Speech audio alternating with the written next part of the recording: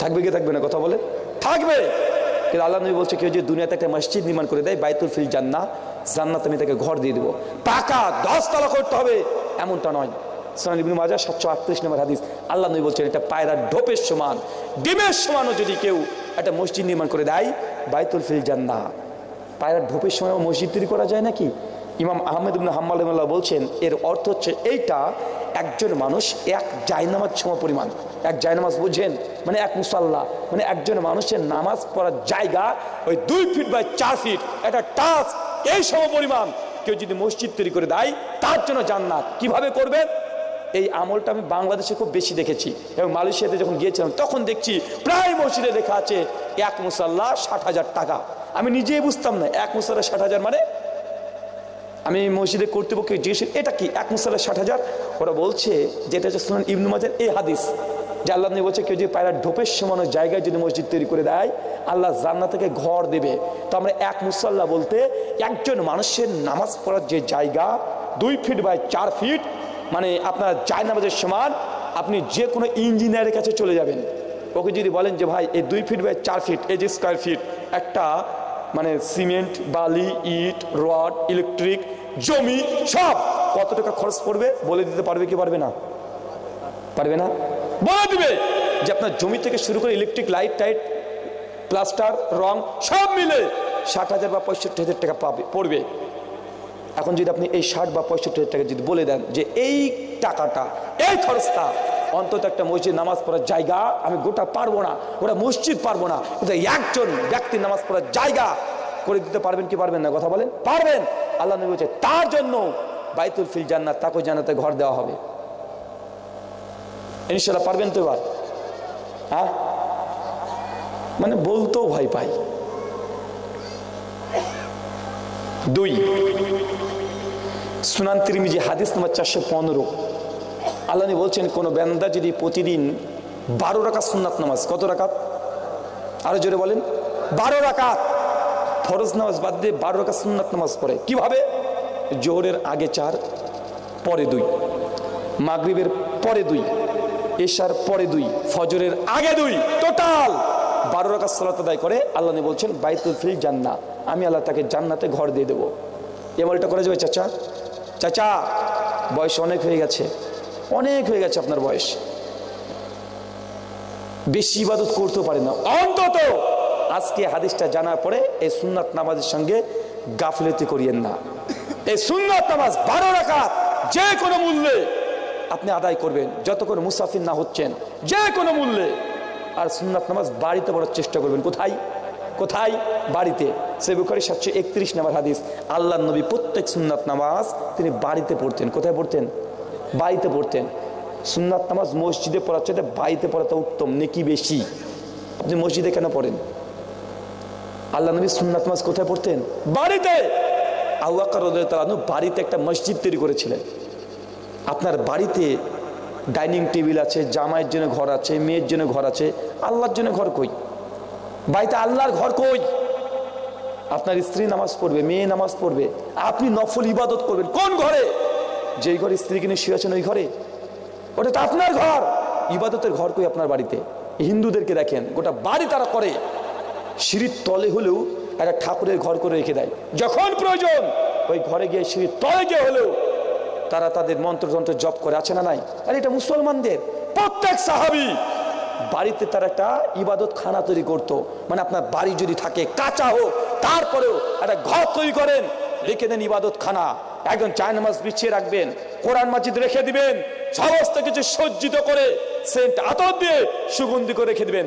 যখনই প্রয়োজন আল্লাহর সঙ্গে কথা বলার, রাত্রে গভীর রাতে উঠে ওই ঘরে গিয়ে অজু করে 2 রাকাত নামাজ পড়বেন। দেখবেন নামাজের মিষ্টতা কাকে বলে, কত মিষ্টতা লাগে। বেশি দামি করতে হবে না, কাঁচা করেন, টিন দিয়ে করেন, মানে ছাদে একটা ঘর করে দেন ইবাদত খানা। আপনার মেয়ে আপনার নিজের স্ত্রী, মা, বৌমা সবাই ওই জায়গাতে নামাজ পড়বে। আপনিও যখন সুন্নাত নামাজের দরকার ওখানে গিয়ে নামাজ পড়েন, দেখেন কত মিষ্টি লাগবে। মসজিদের ফ্লেভার বাড়িতেই পেয়ে যাবেন। কথা মনে বুঝতে পারলেন না? চাচা বলেন তো সুন্নাত নামাজ কোথায় পড়বেন? বাড়িতে। দ্রুত বাড়িতে একটা ইবাদত খানা তৈরি করেন। এই সুন্নাত হারিয়ে গেছে, এই সুন্নাত এখন আছে? সব মসজিদে গিয়ে সুন্নাত পড়ছে। মসজিদে সুন্নাত পড়ার জায়গা নয়, পড়াটা জায়েজ, তবে উত্তম কোথায় চাচা? বাড়িতে। দ্রুত আপনাকে একটা ইবাদত খানা তৈরি করতে হবে। ইবাদতে যদি মনোযোগী হতে চান, ইবাদতে যদি স্বাদ পেতে চান, ইবাদত করে যদি আনন্দ পেতে চান, চোখের যদি পানি ফেলতে চান, দ্রুত আপনাকে বাড়িতে ইবাদত খানা তৈরি করতে হবে। একটা ঘর তৈরি করতে, ভাঙা হলেও করতে হবে, 2 ফুট হলে আপনাকে করতে হবে। না, এটা ইবাদতের জায়গা। জিকির করব, তসবিহ পড়ব, কোরআন পড়ব, এখানে তাহলিল করব, যা করব ওই জায়গাতে করব। কথাকে বুঝতে পারলেন আমার? 3 দারিমি হাদিস 438, আল্লাহ নবী বলছেন কোন ব্যক্তি যদি প্রতিদিন 10 বার সূরাতুল ইখলাস, কি বলেন তো চাচা? সূরা ইখলাস জানেন?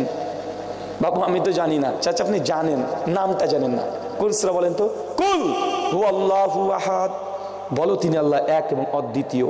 আল্লাহুস সামাদ, আল্লাহ কারো মুখাপেক্ষী নন। লাম ইয়ালিদ ওয়া লাম ইউলাদ, তিনি আল্লাহ কাউকে জন্ম দেননি, তিনিও কাউকে জন্ম নেন না। ওয়া লাম ইয়াকুল লাহু কুফুয়ান আহাদ, তার সমতুল্য সমকক্ষ আর কেউ নেই। এই যে সূরা ইখলাসের 4টে আয়াত কেউ যদি প্রতিদিন 10 বার সূরাতুল ইখলাস পাঠ করে, নবী বলছেন বাইতুল ফিল জান্নাহ, আমি আল্লাহ তাকেও জান্নাতে ঘর দেব। চাচা বলেন তো কোন সূরা? কয়বার? কোন সময়? যে কোনো সময়, 24 ঘন্টার মধ্যে যে কোনো সময় 10 বার যে সূরাতুল ইখলাস পাঠ করেন, বাইতুল ফিল জান্নাহ, ওমর বিন খাত্তাবের মতো জান্নাতে আপনিও ঘর পেয়ে যাবেন ইনশাআল্লাহ। এই কটা আমল করা যাবে তো চাচা? করা যাবে না? সূরা ইখলাস জানা আছে তো? আছে না? ইনশাআল্লাহ আজকের পরে সূরা ইখলাস মিস করা যাবে না। অনেকে ভাবছে বাপরে বাপ, সূরা ইখলাস তো আমি জানি, এখনই পড়তে শুরু করে দিয়েছে, আড়াবার হয়ে গেছে। আর মনে মনে ভাবছে জান্নাতের ধারি পর্যন্ত, লিংটন পর্যন্ত ঘর মানে তৈরি হয়ে গেল। ভাই এটা একদিন করলে হবে না, এটা খাস আপনার আমল। কি বলেন তো ভাইজান? এটা কি খাস আমল, মানে আমলটা জীবনে বাদ দিবেন না। ভূমিকম্প হচ্ছে সেই দিনও, আরে আজ তো পড়িনি, সহজে পড়তে শুরু করে দিবেন। রান্না করছেন, মনে পড়ে গেল, সহজে পড়তে শুরু করে দেন। বাজারে যাচ্ছেন, গাইতে আছেন, মনে পড়ে গেল, সহজে পড়তে শুরু করে দেন। বাপ মারা গেছে, পড়তে শুরু করে দেন 10 বার। কতবার? তাহলে কি পাবেন? জান্নাতে ঘর। আচ্ছা কয়টা আমলের কথা বললাম? একজন চট করে দাঁড়িয়ে বলেন তো।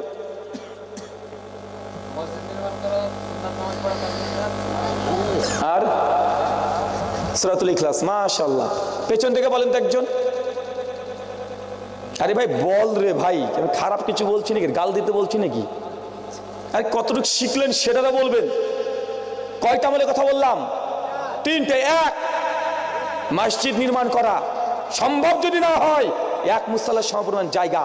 বাপ মারা গেছে, 40 খানা করে বাপকে জান্নাতে পাঠানো যাবে না, বরং জাহান্নামে চলে যাবে। কি করতে হবে?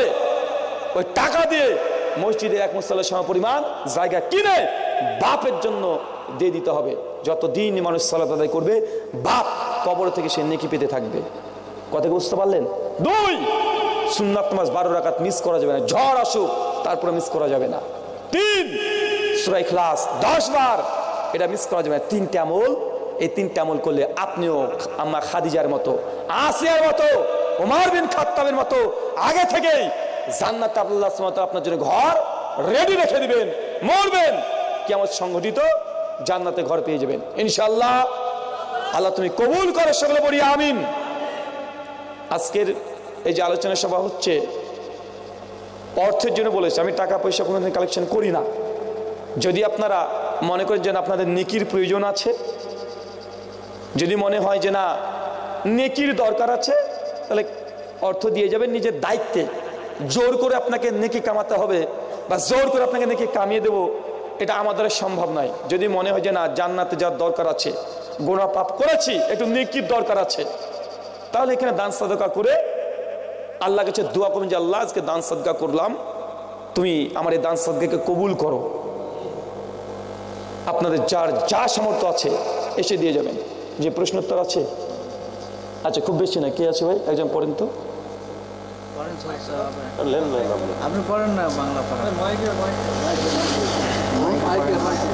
বর্তমান কিছু শিক্ষিত যুবক ফেসবুকে নিজের বইয়ের ফটো দিচ্ছে, এই নিয়ে ইসলাম কি অনুমতি দেয়?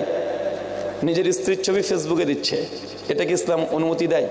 সূরা নূর আয়াত 30 এবং 31 আল্লাহ বলে দিয়েছেন কোনো পুরুষ বেগানা নারীর দিকে দৃষ্টি দেবে না, মাথা নিচু করবে। তো আপনার স্ত্রীকে সুন্দর করে ফেসবুকে দিয়ে দিয়েছেন, তো এই তো আব্দুর রাজ্জাক বিন ইউসুফের ভাষায় কা পুরুষের বাচ্চা, কা পুরুষ আপনি কি বলেন তো ভাইজান? মানে আপনার বউকে গোটা বিশ্বের মানুষকে দেখাতে হবে, মানে জিনিস আর কিছু পাননি, এখন বউ ব্যবসা করতে হবে। মানে আপনি বউকে নিয়ে খুব ব্যবসা বেশি করেন, ওই যে বন্ধন অফিসে বউকে দিয়ে চলে আসেন, বউ 10,000 টাকা নিয়ে এসে দেয়, আর প্রত্যেক সপ্তাহে বন্ধন অফিস থেকে কিছু অফিসার আসে আপনার স্ত্রী হাতে সুন্দর করে লাল চা দুধ চা খাই, এসে গল্প করে টাকা নিয়ে চলে যায়, আছে না নাই কথা বলেন? মানে স্বামীগুলো যে এত কাপুরুষ, এত নোংরা চরিত্র হয়ে গেছে যে বউকে দিয়ে এখন ব্যবসা করছে। সোশ্যাল মিডিয়াতে অনেকগুলো বিভিন্ন সাইডও আছে, মেয়েদের উচ্ছৃঙ্খল রিলস করছে, আছে না ভাইজান? নোংরা, মানে শরীর দেখিয়ে ইনকাম করতে হবে, হচ্ছে সরাসরি ওই যেসব জায়গায় পট্টিগুলো আছে ওখানে চলে যাওয়াই ভালো, একদম ডাইরেক্ট করে, নাচতে নেবে ঘুঙুর দিয়ে লাভ নেই। মহিলা কি ছেলেদের মতন খাতনা করতে পারে? সুনান আবু দাউদ তিরমিজির হাদিস, আল্লাহ নবী বলেছেন প্রত্যেক নবীদের কমপক্ষে 5 থেকে 10 খানা সুন্নাহ, কমন সুন্নাহ। এক, গোপটাকে ছোট করা, দাড়িটাকে বড় রাখা, যাবতীয় অবাঞ্ছনীয় যে পশম বা চুল আপনার শরীরের অঙ্গ প্রত্যঙ্গের গোপন যেগুলো আছে, ঊর্ধ্বটান 40 দিন, 40 দিনের মধ্যে কর্তন করতে হবে। এই যে প্রত্যেক নবীদের সুন্নাত, যেন খতনা করা, পুরুষের খতনা করতে হবে, এটা সকলে একমত, ওয়াজিব করতে হবে। মহিলাদের ব্যাপারে যে হাদিসগুলো সুনান আবু দাউদে আসছে, এই হাদিসের মধ্যে প্রত্যেকটা দুর্বলতা আছে, সনদগুলো যায়িফ। কি বলেন তো ভাইয়া? হাদিসগুলো কি যায়িফ। এই জন্য এই হাদিসের উপরে অধিকাংশ মুহাদ্দিসগণ বলেছেন মেয়েদের জন্য খতনা করা এটা ওয়াজিব বা সুন্নাত কিছুই না। যদি প্রয়োজন হয়, যেসব দেশগুলোতে যেমন ইরাক, ইরান প্রচণ্ড গরম, ওইদিককার মানে মেয়েদের ফিজিক্যাল গঠনই আলাদা, তাদের বায়োলজিক্যাল গঠনই আলাদা, এগুলো প্রকাশ্যে বলা যায় না, তো তাদের জন্য জাস্ট মুস্তাহাব। কেন? কিছু প্রবলেম হয় তাদের জন্য। তবে আমাদের এই বাঙালি যে সব নারীদের ফিজিক্যাল গঠন যেগুলো, তাদের জন্য খতনা করা জরুরত নেই।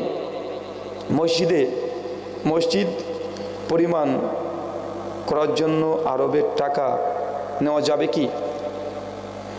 আরব থেকে বিভিন্ন খাত আসে, টাকাগুলো হারাম নয়। বড় বড় দানবীর ব্যক্তি আছে যারা চায় তার বাপ মার জন্য মসজিদ তৈরি করে দেবে, এরকম কিছু ফাউন্ডেশন থাকে। আর কিছু থেকে রাষ্ট্রীয়ভাবে, কিভাবে রাষ্ট্রীয়ভাবে সৌদি সরকার, দুটোই বৈধ। তারপরে একটু গবেষণা করে দেখবেন যে টাকাটা দিচ্ছে সেটা হালাল না হারাম, করতে পারবেন। এটা কি প্রশ্ন পাঠিয়েছে না লাভ লেটার রে ভাই? এত বড় কেউ পাঠাই?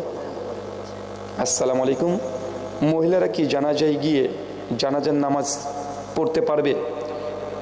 মহিলাদের জন্য জানাজার নামাজ পড়া বৈধতা আছে। সুনান আবু দাউদের হাদিস, আমাদের আয়েশা রাদিয়াল্লাহু তাআলা আনহা, তিনি সাদ বিন আবি ওয়াক্কাসের জানাজা সালাত আদায় করেছেন 57 হিজরিতে। কত হিজরিতে? 57 হিজরিতে। আমাদের আয়েশা মৃত্যুবরণ করেছেন 59 হিজরিতে। আমাদের আয়েশা নিজেই সাদ বিন আবি ওয়াক্কাস, বিখ্যাত একজন সাহাবী, তার জানাজায় অংশগ্রহণ করেছে। শেখ আল্লামা নাসিরউদ্দিন আলবানী রাহিমাহুল্লাহ তার আহকামুজ জানাইজে তিনি আলোচনা করেছেন মেয়েরা যদি চায় জানাজাতে অংশগ্রহণ করতে পারবে। মহিলারা ঋতুস্রাব অবস্থায় মারা গেলে গোসল দেওয়ার পদ্ধতি কি একটু বলবেন? ফরজ গোসল যেভাবে দেয় সেটাই, ফরজ গোসল যেভাবে দিতে হয় একটা নারীকে, ঠিক সেইভাবেই গোসল করাবেন। ইসলাম কি কোরআনের আয়াত দিয়ে কি তাবিজ ব্যবহার করা যাবে? কোরআন হাদিস তারা বলবেন। সুনান তিরমিজি হাদিস 2072, আল্লাহ বলছেন মান তাওয়াল্লাকা তাইমাতান ফাকাদ আশরাক, যে ব্যক্তি তাবিজ ঝুলেছে সে শিরক করেছে। তামিমা মানে কোরআন বহির্ভূত যা কিছু আপনি দিচ্ছেন, উল্টো পাল্টা করে লেখা, ফেরাউনের নাম লেখা, অন্য কোনো ভাষাতে লেখা, বিক্ষিপ্ত এইসব জিনিস দিয়ে লিখছেন, সবগুলো কি শিরক। আর কোরআনের আয়াত দিয়ে যদি আপনি তাবিজ দেন এটা হারাম। কি বলেন তো ভাইজান? হারাম। আমার কোন একটা বক্তব্যকে বেদাতিরা অর্ধেক কর্তন করে বলছে যে ব্রাদার রাহুল স্বীকার করে নিলেন কোরআনের তাবিজ দেওয়া জায়েজ। আমি কদিন ধরে দেখছি যে খুব একটা ভিডিও এও দেখাচ্ছে, ওটা আমার ভিডিওর কর্তন অংশ, মানে অর্ধেক আগে থেকে বাদ দিয়ে দিয়েছে। আমি বলেছি বাঙালিরা আমরা বুঝি না, একটা তাবিজ একটা তামিমা পার্থক্য আছে। তাবিজ কোনগুলোকে বলে জানেন? ঝাড়ফুঁক যেগুলো করে না, ঝাড়ফুঁকগুলোকে কোরআন হাদিসের ভাষাতে তাবিজ বলা হয়। তাই আমি বলেছি তাবিজ জায়েজ, মানে এটা ঝাড়ফুঁক অর্থে বলেছি। কি অর্থ বলেন তো ভাইজান? ঝাড়ফুঁক অর্থে। তো আমি যখন বলছি তাবিজ জায়েজ মানে এটা ঝাড়ফুঁক অর্থে, কেন হাদিসে ওই রুকিয়া করা এটাকে তাবিজ শব্দ ব্যবহার করা হয়েছে, আর যেটাকে লটকে ঝোলানো হয় এটাকে তাবিজ বলা হয় না, এটাকে কি বলে? মান তাআল্লাকা তামিমা, এটা কি বলা হয়? তামিমা। আর তামিমা শিরক এবং হারাম। তো তাবিজ বলতে উদ্দেশ্য এটা নয় যে কিছু ঝুলাচ্ছেন, ঝুলালে সেটা তাবিজ থাকে না, সেটা কি হয়? তামিমা হয়ে যায়। তো তামিমা শিরক, আর কোরআন ব্যতীত অন্য কিছু দিলে সেটা হারাম। নামাজে রুকু পেলে কি রাকাত হবে? রুকু পেলে রাকাত গণনা করা জায়েজ, গণনা না করা উত্তম। কারণ দুই মতেই বিখ্যাত বিখ্যাত সাহাবীরা আছেন। আবু হুরায়রা, জাবির বিন আব্দুল্লাহ বলেছেন রুকু পেলে রাকাত গণনা করবেন না। আর অপরদিকে ইবনে আব্বাস সহ আরো বেশ কিছু সাহাবীরা বলেছেন রুকু পেলে রাকাত গণনা করে নাও। ইমাম বুখারীর জুজুল কিরা ফিস সালাহ এর মধ্যে 103, 4, 5, 6, 7 পর পর ইমাম বুখারীর রিওয়ায়াতগুলোকে নিয়ে এসেছেন। তবে আমাদের মত রুকু পেলে রাকাত গণনা না করাটাই উত্তম। কেউ গণনা করলে হয়ে যাবে ইনশাআল্লাহ। নামাজ পড়ার সময় সামনের ব্যক্তি বসে থাকে, সেই সময় উঠে চলে যায়, এটা নিয়ে কেউ পরোয়া করে না। আসলে দেখছে আমি নামাজ পড়ছি, আমার সামনে একজন মানুষ আছে, ওকে সূত্রা দিয়ে আমি নামাজ পড়ছি। এখন ওই সামনের লোকটার নামাজ শেষ হয়ে গেছে, ও করে কি? ও উঠে চলে যায়। অথবা করে কি, একটু পণ্ডিত বেশি বুদ্ধি হলে যাওয়া হয়, ও উঠে চলে যাচ্ছে আর একটা বোতল রেখে দিচ্ছে সামনে, বা কিছু একটা রেখে যায়, তাই না ভাইজান? এর দুটোর মধ্যে একটাও করা যাবে না। সূত্র যদি একজনকে দিয়ে দেয় তাহলে ওই সূত্রাকে সরানো যাবে না। আল্লাহ নবী সূত্রা 4 কোয়ালিটির দিতেন। কয় কোয়ালিটি? একটা স্থায়ী, একটা অস্থায়ী, একটা চলন্ত। চলন্ত মানে কখনো নবী উট, গাধা এগুলোকে সামনে রেখে সূত্রা দিয়েছেন। কথা বুঝতে পারলেন? মাঠে, খোলা মাঠে নবী সূত্রা বিন সালাত আদায় করতেন না।